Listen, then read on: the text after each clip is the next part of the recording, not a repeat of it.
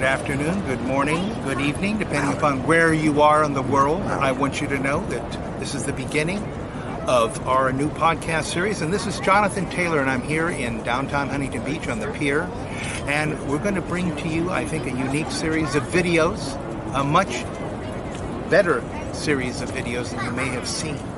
And I'll let you know that this is where I grew up, meaning Orange County, Garden Grove, Huntington Beach, Irvine, different areas, Laguna Beach. And let's get underway.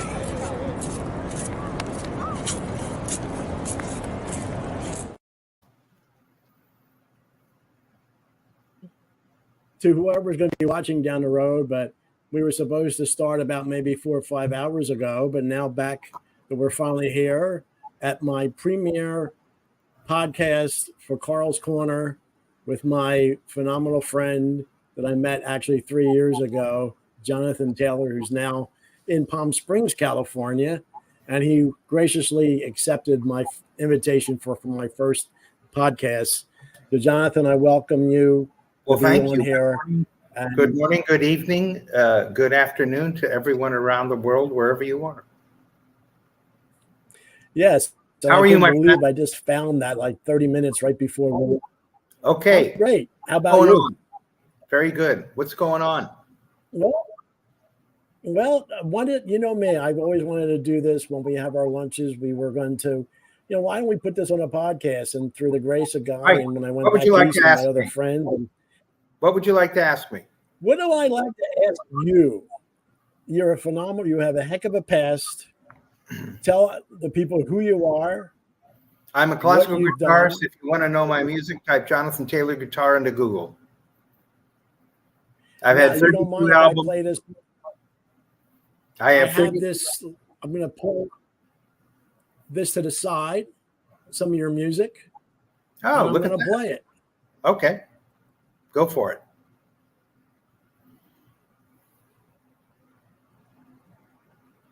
Yeah.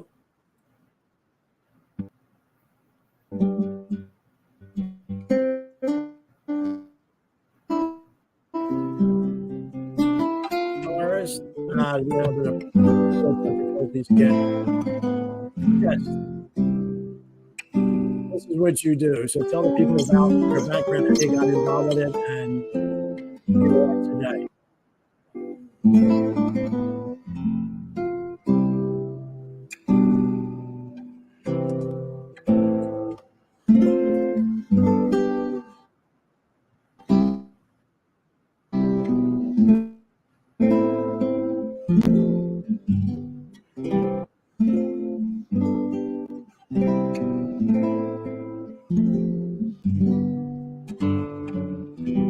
Anytime you want to say anything, just come on in. This is an American medley, number one, that I arranged for classical guitar many years ago. Songs of Stephen Foster, songs of, and maybe we can shut that down because it's just skipping around. And songs from the American 19th century. And that's really what that is. You can edit that out and put it back in later. Well, actually, I have the video feed off, and I just have the audio playing. If they probably could hear the audio. Well, just give a little bit about your background and how you got involved with music at a young age and all that. I was inspired. I've been playing the guitar since I was 10 years old, actually 4 years old. This is on some of the videos you can see on YouTube and my app that is there on Google Play and Apple Music. I studied with great artists like Christopher Parkening, Pepe Romero, Frederick Node. Maybe people don't know Frederick Node, but he had a PBS special years ago called Playing Guitar. That he was an Englishman and then became a professor at Chapman College and Redlands, and was a prominent figure, let's say, in the 70s. And so I took private lessons with Pepe Romero. I studied at Chapman. It's called university now, but Chapman College. When I went there, there were 800 students, and I was on full presidential scholarship. And it was a private college. It was not funded by the state, the government, which is very different now. There's a law school, there's a film school that Marion Knott gave a lot of funding for that film school building. It's actually a big time film school now too. And at that time I went, it was a big time music department. I studied with a great composition teacher, Victor Savant. I was a triple major and in music, and composition was one of my, and arranging was one of my main things. So I wrote many symphonic pieces, orchestral, should we say string quartets, brass quintets, whatever. But really my main focus was to become a virtuoso performer. And that is really what I concentrated on. And then toured around the world, everywhere you can think of, all over Hell's Half Acre, in very unusual spots, not just you would think Europe and America, but also India, the Philippines, Romania, the Amazon, which is a very unusual thing. There's an opera house that was built for Caruso in the early 1920s in Belém, which is one of the cities on the mouth of the Amazon River, which goes, all the way up to Bolivia. And of course, obviously, when I say Amazon, Brazil. And so in many strange and unusual places, as well as the European capitals that you would imagine, or American capitals. I remember touring in the American South as well, which I absolutely adore. I love those people. And it's great. I have a video that I did that's called Adventures in Touring on my app, of all the adventures I've had. And one of them was when I toured the American South on my way back home to California, which is where I live and have lived. I met the head of JPL. And so he and I had a long conversation while we were on our way back from Tennessee. He was up there in, Huntsville, Alabama, with the space camp or that.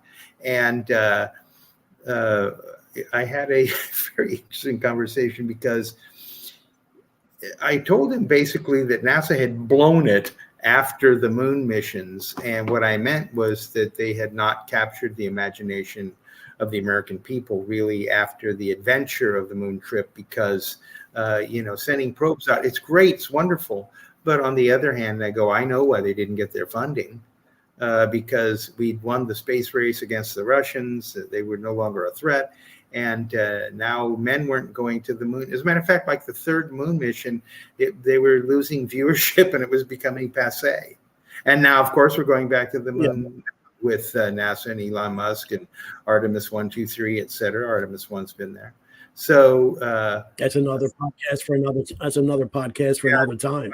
Another time. And they're actually going to use the 3D printers to build launching pads and little like sidewalks or things to put the units on the pods that people are going to live in, because I understood that when you take off, because you're going to be using super heavy, that rocket, not a small rocket, but it'll disrupt things so much that they want to, the moon dust will go up and all that they want to have a more solid platform from which to launch from. Anyway, so that gives you kind of a brief, and that's, 1,000 stories. Toured in the Philippines, it was the same concert series as a great singer, Luciano Pavarotti, who I actually met about 4 times in my life. I actually saw his first tour out here to America at UCLA. He was playing at Royce Hall and I was playing at Schoenberg Hall.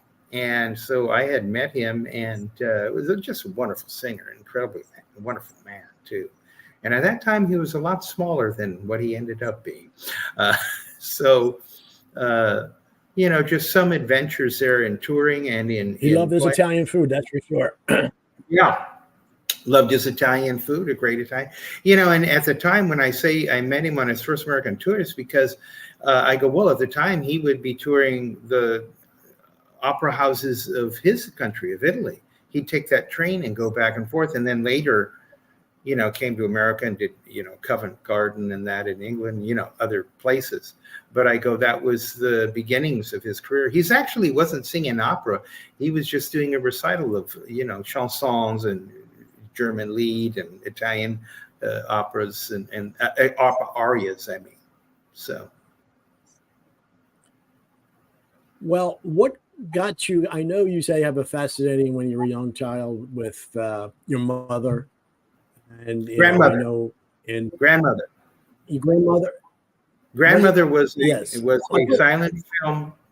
Grandmother was a silent film organist who played the Orpheum circuit and played for Mr. Fox of now 20th Century Fox movie studios. At the time, he was what should we say, the owner of vaudeville houses, and that, of course, is where many performers that people either know or forgotten now. Charlie Chaplin was a vaudevillian. So was what's his name? Buddy Ebsen was a hoofer, was a vaudevillian. There are many people, and my grandmother played. Do you have any pictures? You have pictures of your grandmother about with all these stars from back in the day? Because I don't have those pictures collaborated. I don't have pictures of her with like Harry Houdini, who she played with many times up in the Pacific Northwest. Harry Houdini played up there, and he took a year off, to come down here and do a film. They tried to convince him to do films, and he did a couple films, and he hated it. He rented a house here in LA for a year, and he hated it because he wasn't making any money. And so I go, well, he basically could fill an auditorium anywhere in the country, or when he's being thrown over in a barrel in Niagara Falls, or all his stunts and things. And my grandmother knew him very well because I would say, what about him? She'd say, well, he was always trying to make time with the chorus girls backstage. But then she said, but he was so good. He was so good, Jonathan. And I go, yeah, the whole world knows that. And so she played with those people. She played with Keystone Cops, Charlie Chaplin, I mentioned. She was there at the theater in 1930, I think it was, in LA, when Einstein and Chaplin were at the Los Angeles theater, and the guy had premiered City Lights. The owner, I think it was Grauman, wasn't it? Sid Grauman had premiered City Lights, Chaplin's film, of course. And so she hung around and knew all those people and performed. And at that time, she made a tremendous living, for a woman for that period. I go, oh, she made a bank, as the saying goes. I go, she made a ton of money, and was very, very,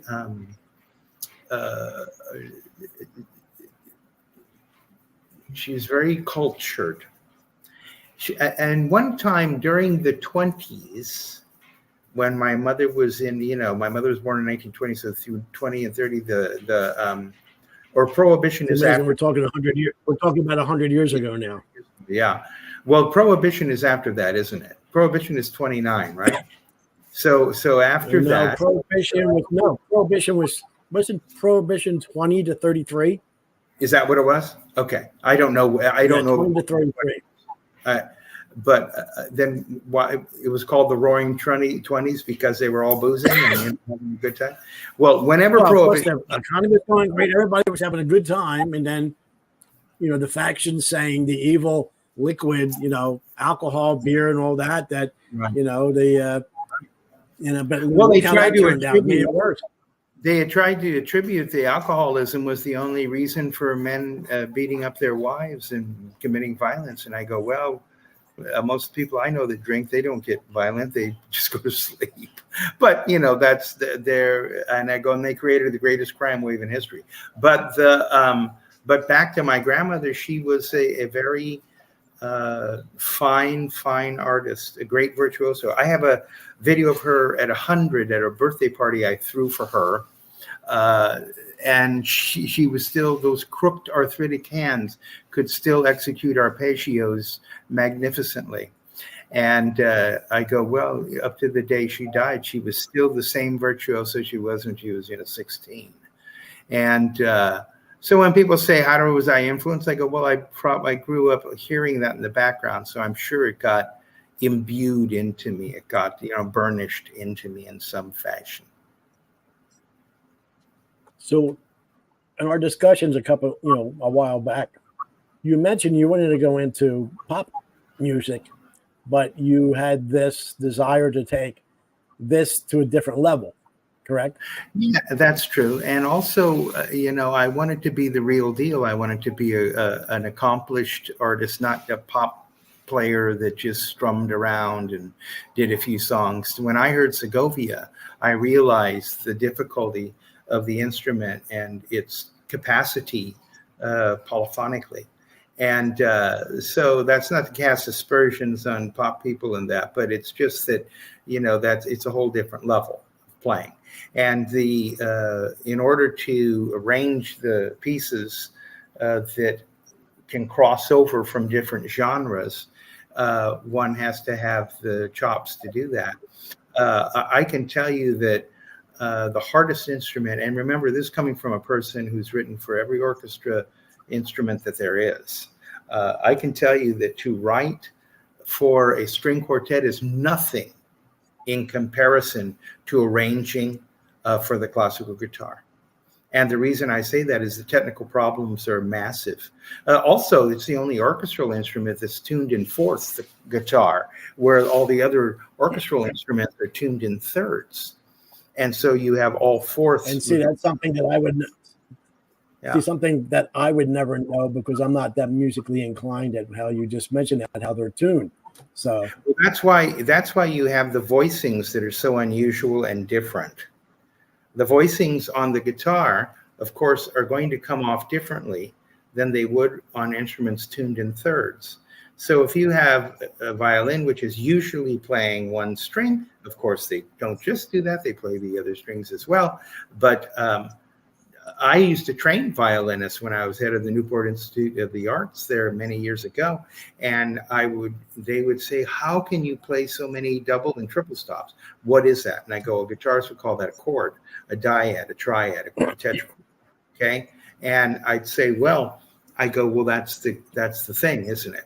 And for technically, it's much easier to play an instrument where you don't have those complexities. Not that violin isn't a wonderful and a great instrument, and I'm not casting aspersions on it or trying to denigrate it in any way. It's beautiful, but it also has the ability to create a sustained sound. With a guitar, it's an illusion.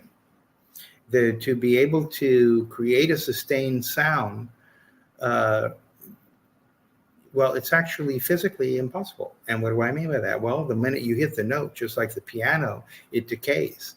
Guitar has been called a string instrument, but technically in the family of orchestral instruments, it's really a percussion instrument. And when people say, well, how can you say that? And I go, because it's struck. But the piano is also that way. But the piano also has the value or the technical ability to hit a sustain pedal, and it'll hold the chord if you press the pedal down with your foot.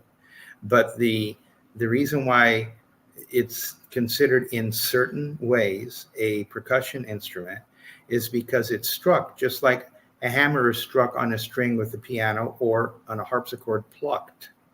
And so what happens the moment you hear the string? I go, well, it decays. So does that happen with the violin? I go, no, it's a bowed instrument. So as you're putting the bow across it, you can crescendo with it, you can accelerando with it, you can do lots of things with it because of that bow. But I go, the guitar, you have to overcome that to make it have legato or smoothness or connection. Carl. So back here, I'm actually producer director behind here, and so I find it all fascinating. But we're now living in 2023, when obviously the music business is a completely different.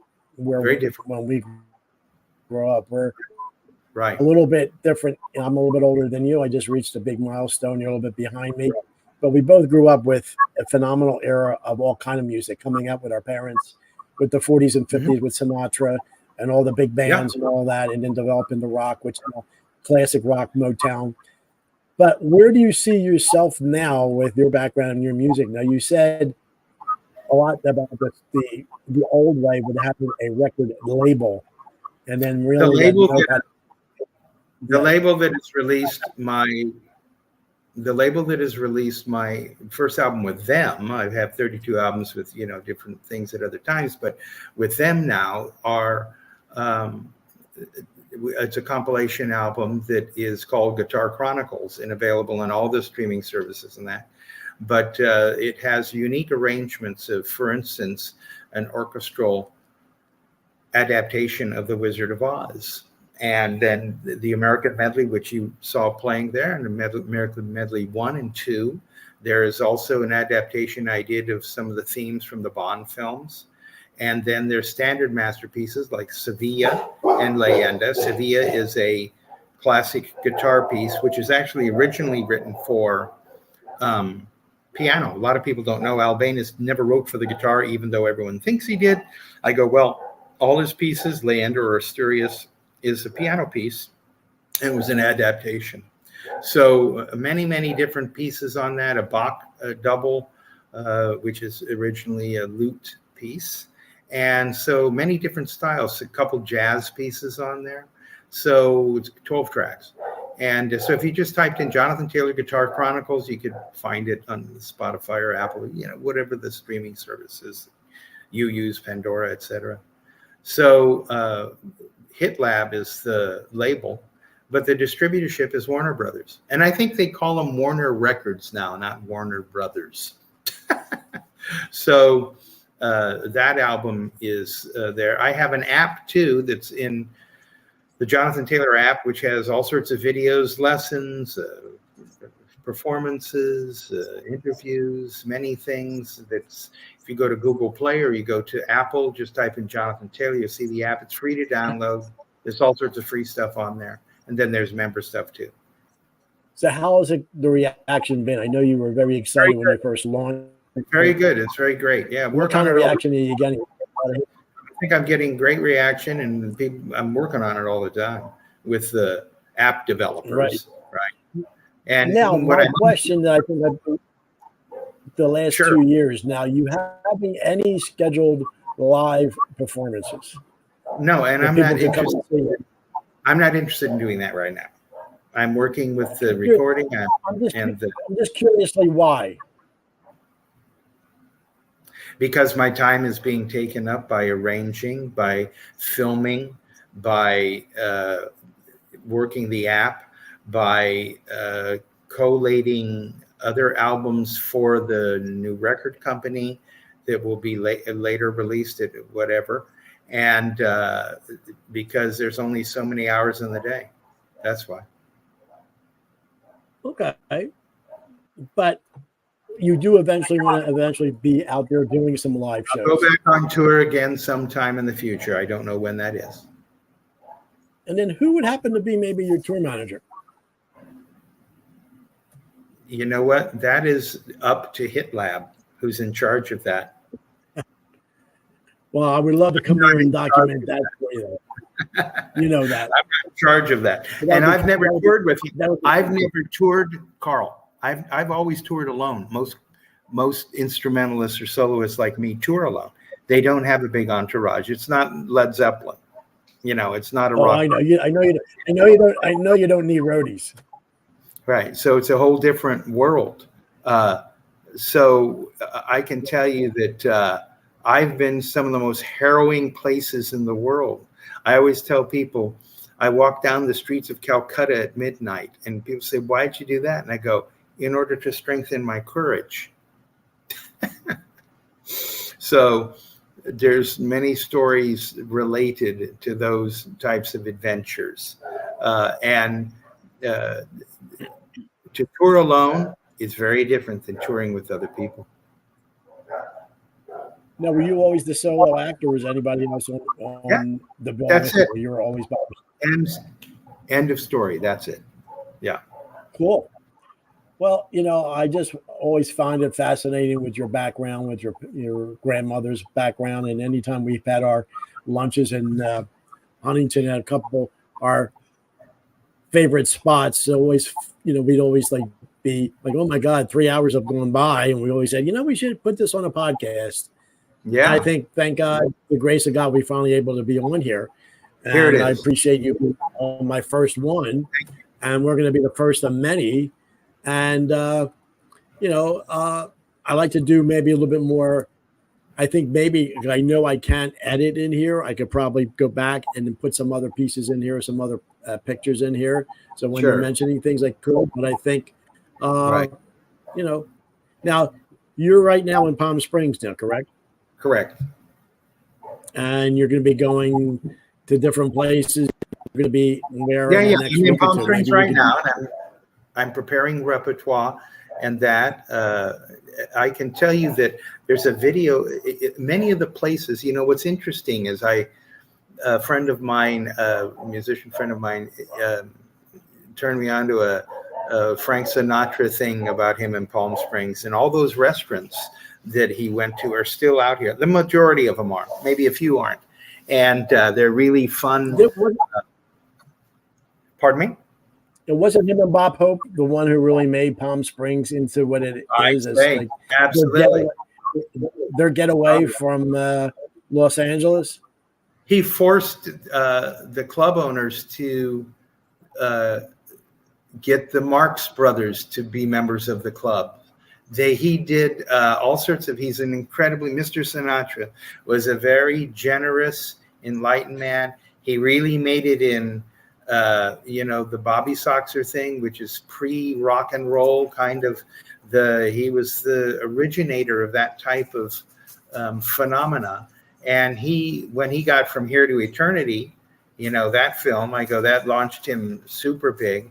And I go, the rest is history. Everyone knows. And I go, he felt his home was here. And he's an East Coaster, right? And he's an East Coaster. Yeah, he's from Hoboken. Yeah, he grew up in Hoboken, and right across from the bridge not the bridge, right over from the Hudson River from New York City. And people think I actually went by his original house. He had some crappy jobs too. He had some crappy jobs. Well, he was a rivet. In the beginning, when he was younger, he was not a rivet maker, but a rivet catcher or something. You had these hot rivets that people rivets. Yes. Yeah. And I go, he had some really crummy jobs when he was a kid. And the skinny kid from Hoboken, I go, yeah, he became one of the biggest influences of that generation. So, and he was a very kind man, very kind man. Very thoughtful. Well, yes. But he was very forceful that he didn't take any crap from anybody. And he kind of, ruled the area. And it's just his presence alone. Right. But I don't think he was, I think he had a good heart. I don't think he was like a mobster type, I don't think he was like.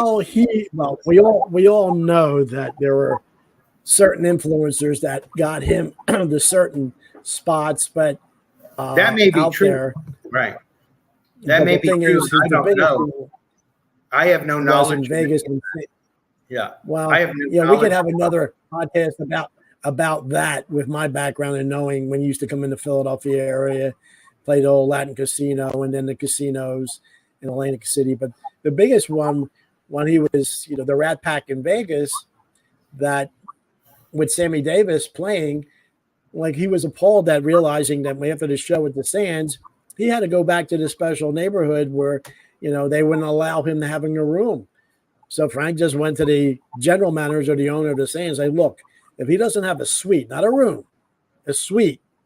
And they said, well, how come he can't have one? Well, if he can't have one, I'm not performing. I'm done. Sammy stayed at the Sands. He had a suite, so that's all well known and documented.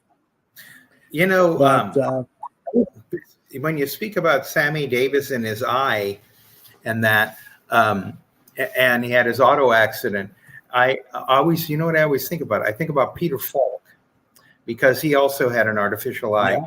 Peter Falk's eye actually had to come out when he was a baby, when he was 3 years old, because he had a cancer behind his eye. So it's a different thing than an accident, right? Than a car accident. So yeah, Sammy. Well, I had thinking of talking about the people of the past, the ambassador. My buddy Lon closed the Ambassador Hotel. When is that? The 70s? I don't know. And he closed the hotel. The closing night, his pop group did, with Sammy. And Sammy was there singing Candyman, right? And so my buddy closed that night. Now, the Ambassador was one of the premier hotels. I have another connection with that's interesting, because my aunt, Juliana Donovan, was head of the Ambassadorettes. That was her fashion models there at the Ambassador Hotel. She had a little office. When I was a little boy, I'd go to that office, and she had this little kind of cubicle office, not cubicle, but not very big office. And she was girlfriends with my mother in high school. And the Donovans were very close friends with the Reagans. My aunt and Nancy Reagan were very close. They went to all the inaugurals, all that stuff back in that era. And she was head of the Ambassadorettes and ran the runway. And my mother occasionally would model for her. She'd say to my mother, Argonne, who is my mother's first name, from the Argonne Forest in France. And she'd say, Argonne, can you come down and, help me? We're missing somebody. And she'd go down there and model. And my mother would be, who was trying to pick her up all the time because she was so beautiful, Mel Torme. And Mel Torme would try to, date her. So Ambassador, it's just another, link in a long line of, showbiz stuff from my grandmother on down to all that stuff. And my friend Lon that had a group that closed the closing night at the Ambassador. That was a legendary hotel. Probably the greatest hotel in Los Angeles at that time period. Yeah, doesn't the building still stand? I know it's maybe not. It's a school or something now, a college, a school. But I think a lot of it was knocked down, at least renovated. And but I remember being there as a little kid, and met who was it? Zaza Gabor and Ava Gabor. I met the Gabor sisters because my aunt, and I call her my aunt because she's my Dutch aunt that I grew up with, and she and her husband, my Uncle Stan, were great people, wonderful people, and they were. She was Hungarian, and so she knew the Gabor sisters very well, very intimately. Ava and Zaza. We're dating ourselves by most people that are younger age and would have no clue what we're talking about. But at this point, we really don't care. This is for a different audience. Right. The only thing one can do is tell the truth. And that's what we're doing. Yeah. And either people accept it or they don't, or they're not interested, and that's fine. So I go, well, what else is there? So I would meet Barry Sullivan, another actor that was there at the Ambassador. Anyway, so there's a couple Ambassador stories. Well, I want to thank you for when I was in Vegas a month ago, that steakhouse that we went to, it was like, because it opened in 54 or 55, and it still has the plush leather seats. It's my favorite steakhouse in Vegas. Yes, but you could. Yeah, where did they serve you when the men are still in tuxedos? That's old school. Very true.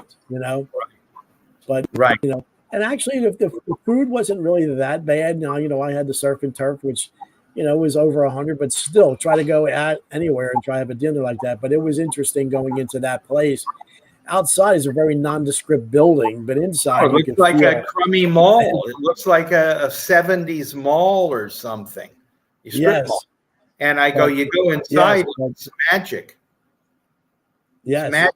And the food's dynamic, and the way they wait on you is amazing. But my little scourge on over to Vegas, and I think I'm really starting to enjoy and appreciate being in California, because in another month I'll be here 5 years, and I think maybe 3.5 of those years I was just trying to catch on and trying to have like, where am I? But now meeting you and some other great people out here, and I think going into now where I'm at now has given me the freedom to really expand into what I wanted to do. And I just want to thank you for allowing me to open up my first podcast with you as a guest.